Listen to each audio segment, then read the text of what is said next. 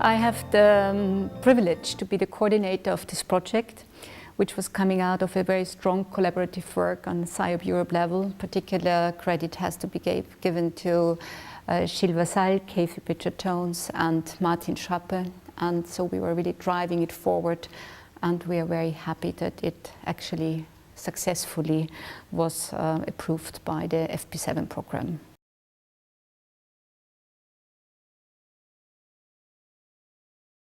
We have a funding period of a total of 4 years, so this is very ambitious.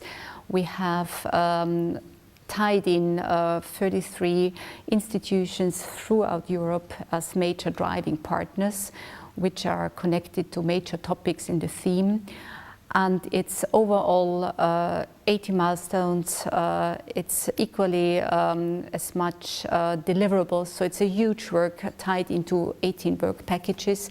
But to give you an overall view, it's probably needs to be said, it spans really from basic research, translational research, biology, driving the subject forward into insight on pathways on the molecular basis, giving credit to drug development and initiatives, having a step in clinical trials and what is needed there, leading on from very rare trials for very rare diseases actually into the idea of cancer registries for the long-term follow-up, and spanning out to ideas and actually in very strong collaboration with a partner FP7 program project, PanCare Surf-Up, developing an idea that is directly coming out from the survivors, and this is the survivorship passport. So I think it really covers the whole community, many issues, education, obviously on top of that, ethical aspects. So it's really covering the whole area of needs in pediatric oncology.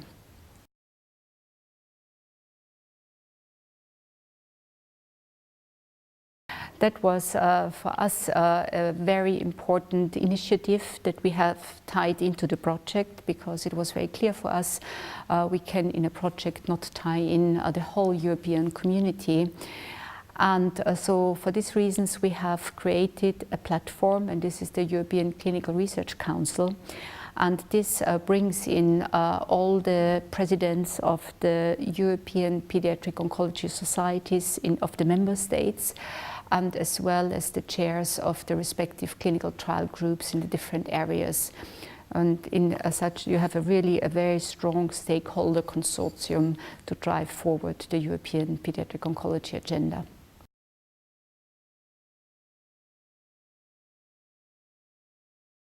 Well, we are now 18 months into the project.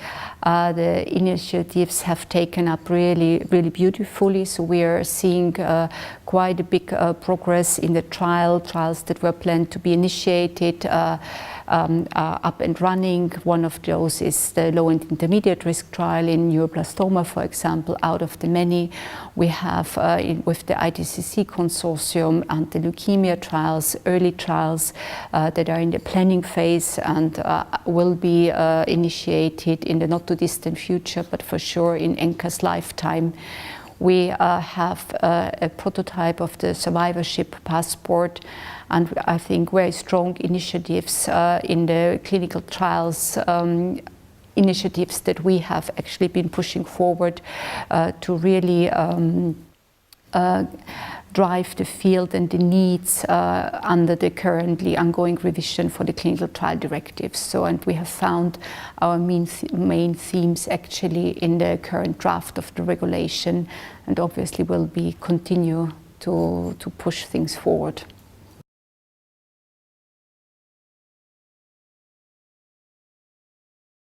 This is part, I mean, there are many challenges, and this is a few that we are really facing. And on the long run, with all these initiatives, also to mention that we have connected IT partners, because the future will be in connecting e-health in future initiatives, obviously the whole trial management, long-term follow-up. And this will be really very important, and to keep all these things alive, long-term sustainability is really a major issue.